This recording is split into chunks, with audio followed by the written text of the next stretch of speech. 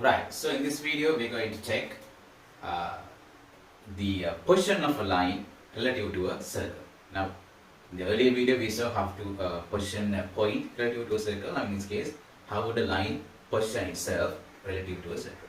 Whether it will position outside the circle, completely outside the circle, or whether it will touch the circle, or whether it will intersect the circle. හරියටම circle එක කපයි. කපයිද touch කරයිද එළියෙන්ද?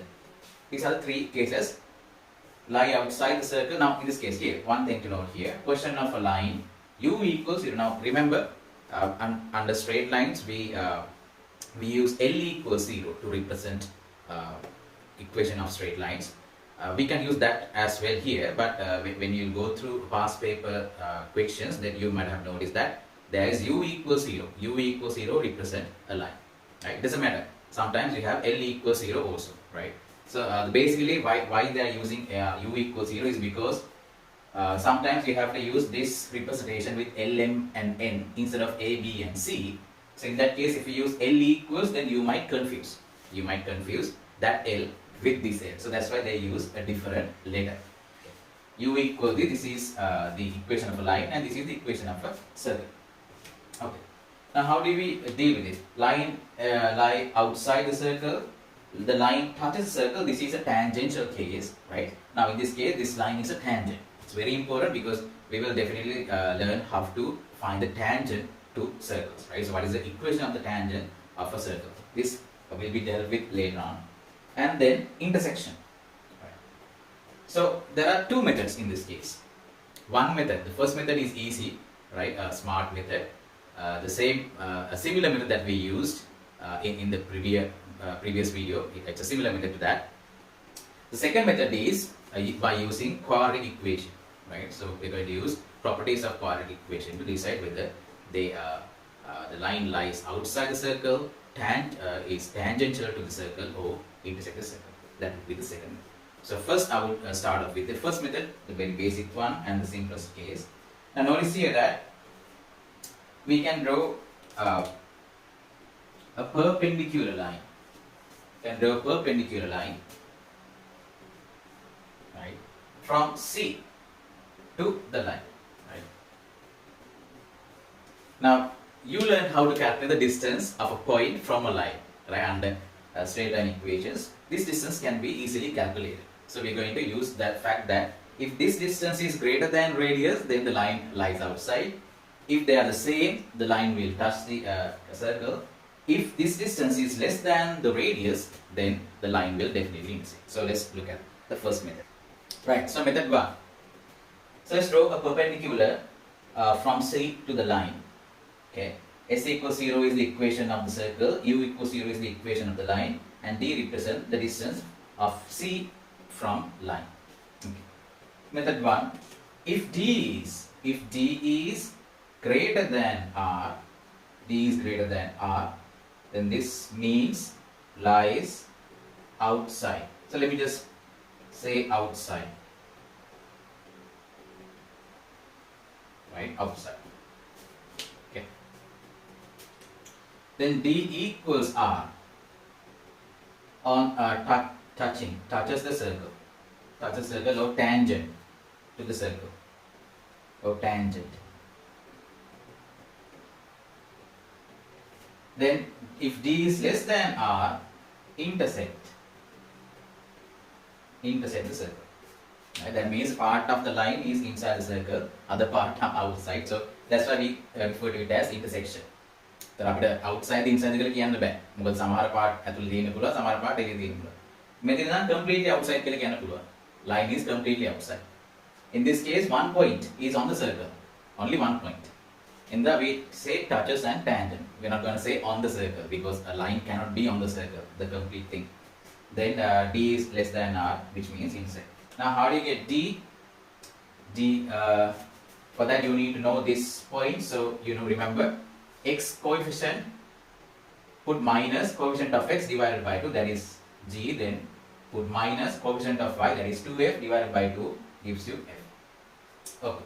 So how do you get D? From straight lines, you remember, you put absolute sign, right? Then look at this line, L, instead of X you put minus G, then plus m instead of minus f. Sorry, instead of y you put minus f there, plus n.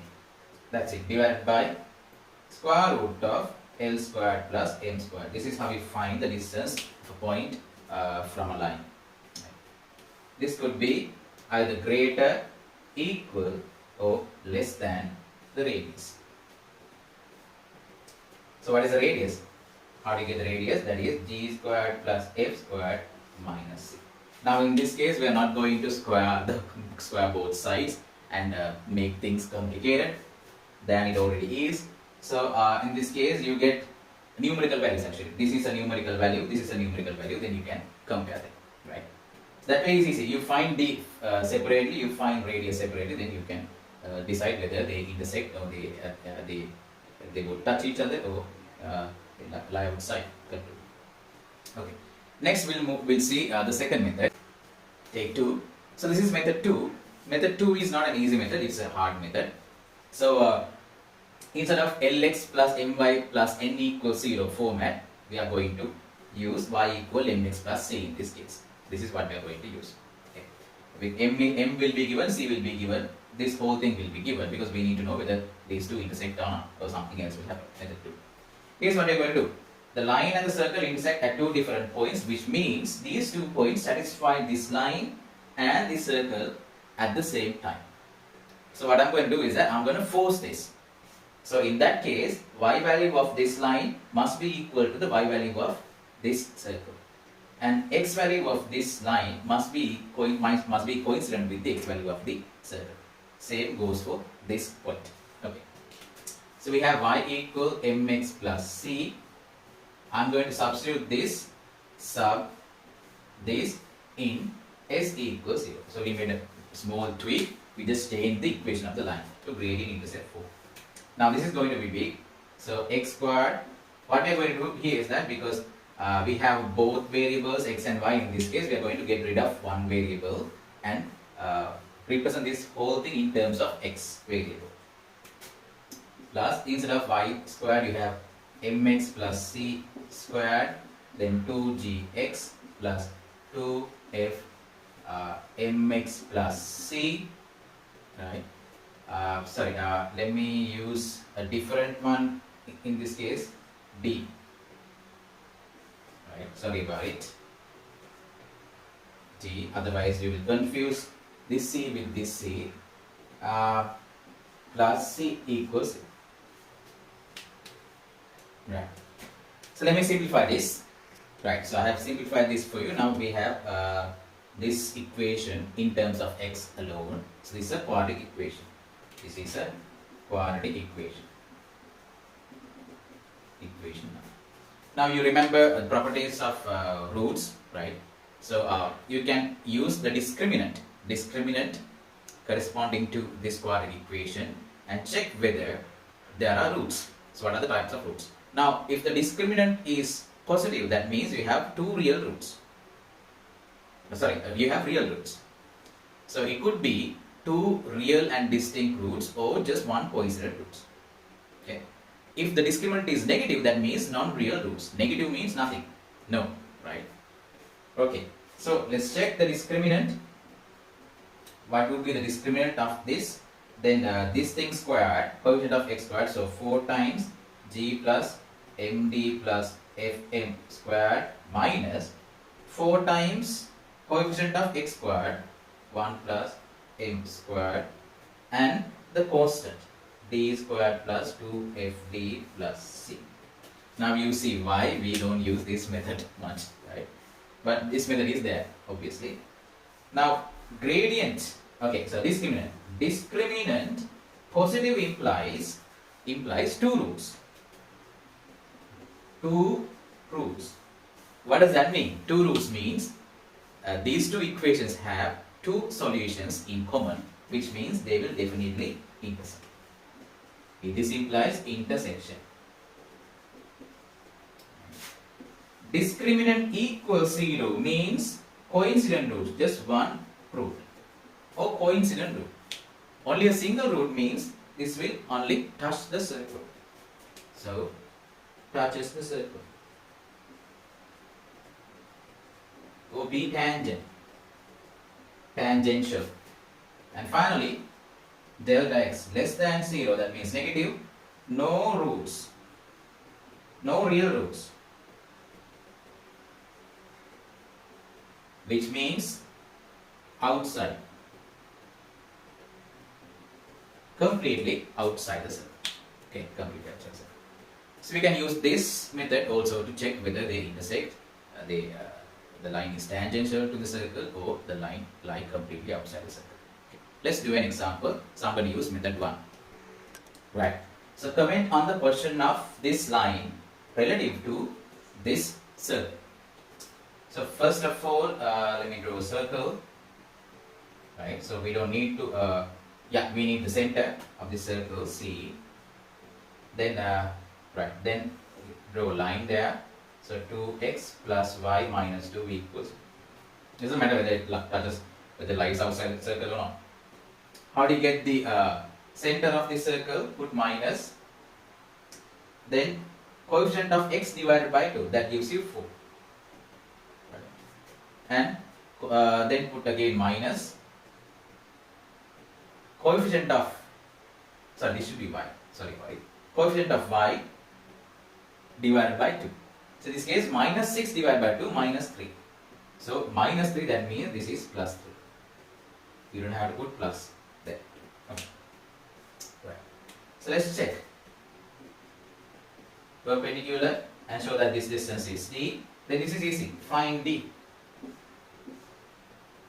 Use the equation of the line and this circle. 2 times, instead of x you write minus 4. Then instead of y you write 3 minus 2 divided by square root of 2 square plus 1 square. So what do you get? Minus 8 plus 3 is minus 5. Minus 5, this is minus 7 divided by root 5. So here this is 7 root 5 divided by 5. Okay. Now check the radius. So what should be the radius in this case? This case radius is square root of g squared. G squared is 8 divided by 2, that is 4 squared, plus here should be minus 3 squared, minus 3 squared, then minus the constant. So what should be the value there? 16 plus 9 minus 2, so 25. 25 minus 2 means 23, root 23. Okay. Right, so here we have surds with us. So what I'm going to do is, I'm going to check d squared. If I check d squared, that will be 49 divided by 25 into 5. So 5 cancels out. Then 49 divided by 5. Right. Then I'm going to check r squared. R squared would be 23.